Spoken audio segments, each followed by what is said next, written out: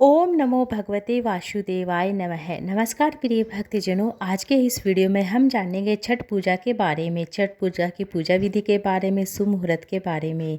दीपावली के बाद छठ पूजा का लोगों को बड़े ही बेसब्री से इंतजार होता है। आस्था का प्रतीक छठ पूजा में छठी मैया और सूर्य देवता की पूजा की जाती है। इसमें नहाए खाए से घर से लेकर निर्जला व्रत रखा जाता है। इसमें व्रती 36 घंटे तक निर्जला व्रत रखता है। दीपावली की तरह ही ये छठ पूजा की विधि और तिथि होती हैं। इस बार लोगों में कन्फ्यूजन बना हुआ कि नहाए खाए कब करें और खरना कब करें, सूर्य देवता को अर्घ्य कब दिया जाए, सुबह और शाम का अर्घ्य देने का समय क्या रहेगा, शुभ मुहूर्त क्या रहेगा। आज के इस वीडियो में मैं आपको छठ पूजा के बारे में संपूर्ण विधि बताऊंगी। छठ पूजा की अगर बात करें तो यह मुख्य रूप से बिहार, झारखंड, उत्तर प्रदेश में किया जाने वाला, मनाया जाने वाला पर्व होता है। लेकिन आज आप देश में कई अन्य राज्यों के साथ विदेशों में रहने वाले हिंदू लोगों भी धूमधाम से ये छठ पूजा का पर्व मनाते हैं। आस्था का प्रतीक छठ महापर्व कहा जाता है। इस पूजा में छठी मैया सूर्य देवता की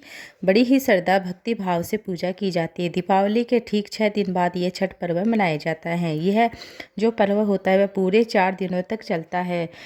इसकी शुरुआत की बात करें तो यक और खरना से फिर डूबते हुए उगते हुए सूर्य को अर्घ्य दिया जाता है। इसमें वर्ती नदी में अपना कमर वाले हिस्से को डूबते हुए जल में प्रवेश करते हैं, सूर्य देवता को अर्घ्य देते हैं, उनकी पूजा करते हैं, फिर परिक्रमा करते हैं। इसमें 36 घंटों तक का यह निर्जला व्रत रखा जाता है, जो कि बहुत ही कठिन होता है, इसलिए इसे महापर्व भी कहते हैं। छठ पूजा का जो व्रत होता है वह सबसे कठिन व्रतों में एक होता है। ऐसी मान्यता है कि छठी माई की पूजा करने से व्रती को आरोग्य का और सुख समृद्धि, संतान का सुख और आशीर्वाद प्राप्त होता है।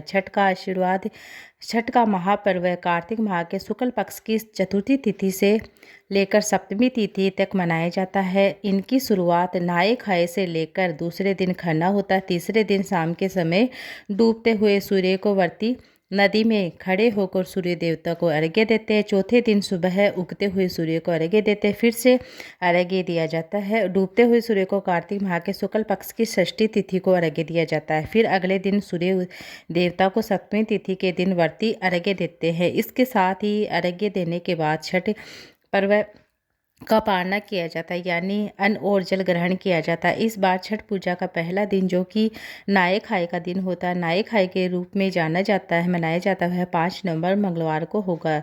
दूसरा दिन खरना है, जिसे लोहड़ा भी कहते हैं, 6 नवंबर बुधवार को होगा। तीसरा दिन, जिसमें शाम के समय संध्या अर्घ्य दिया जाता है, सूर्य देवता को अर्घ्य दिया जाता है, वह 7 नवंबर के दिन बृहस्पतिवार को होगा। चौथा दिन, जिसमें उगते हुए सूर्य को अर्घ्य दिया जाता है, उषा अर्घ्य दिया जाता है, यानी उगते हुए सूर्य को अर्घ्य दिया जाता है, जो कि छठ पूजा का अंतिम दिन होता है। 8 नवंबर को शुक्रवार को, इस बार उदय तिथि के अनुसार 7 नवंबर दिन बुधवार को, बृहस्पतिवार को ही छठ पूजा रहेगी, यानी जो व्रत वाला मुख्य दिन रहेगा वह 7 नवंबर को ही होगा। छठ पूजा के सभी दिनों में सूर्योदय सूर्यास्त का समय क्या रहेगा? पहला दिन यानी नहाए खाए के दिन सूर्योदय सुबह 6:38 पर होगा और सूर्यास्त होगा शाम 5:04 पर।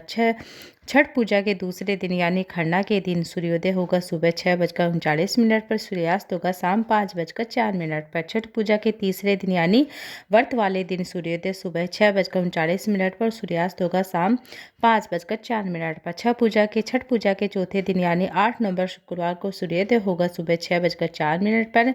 उगते हुए सूर्य देवता को अर्घ्य देने के बाद व्रत का पारना किया जाता है। षष्ठी तिथि प्रारंभ होगी 6 नवंबर बुधवार मध्य रात्रि 12:04 से लेकर, और 7 नवंबर को बृहस्पतिवार को मध्य रात्रि 12:34 तिथि यह समाप्त हो जाएगी। बृहस्पतिवार को सारा दिन ही षष्ठी तिथि विद्यमान है।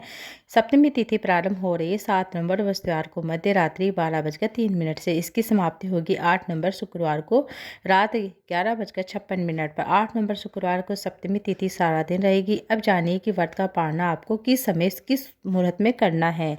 व्रत का पारना 8 नवंबर शुक्रवार को सुबह 6:04 के बाद आप कभी भी कर सकते हैं। आज की वीडियो थी, उम्मीद है आपको अच्छी लगी। वीडियो अच्छी लगी तो वीडियो को लाइक ज़्यादा से ज़्यादा शेयर कीजिएगा। अभी तक आपने मेरे चैनल को सब्सक्राइब नहीं किया तो प्लीज़ सब्सक्राइब कर लीजिएगा, ताकि मेरे द्वारा जो भी जानकारी भेजी जाती है आप तक जल्द से जल्द पहुंच सके। श्री शिवाय नमस्तुभ्यम, हर हर महादेव। आप सभी को छठ महापर्व की ढेर सारी शुभकामनाएं।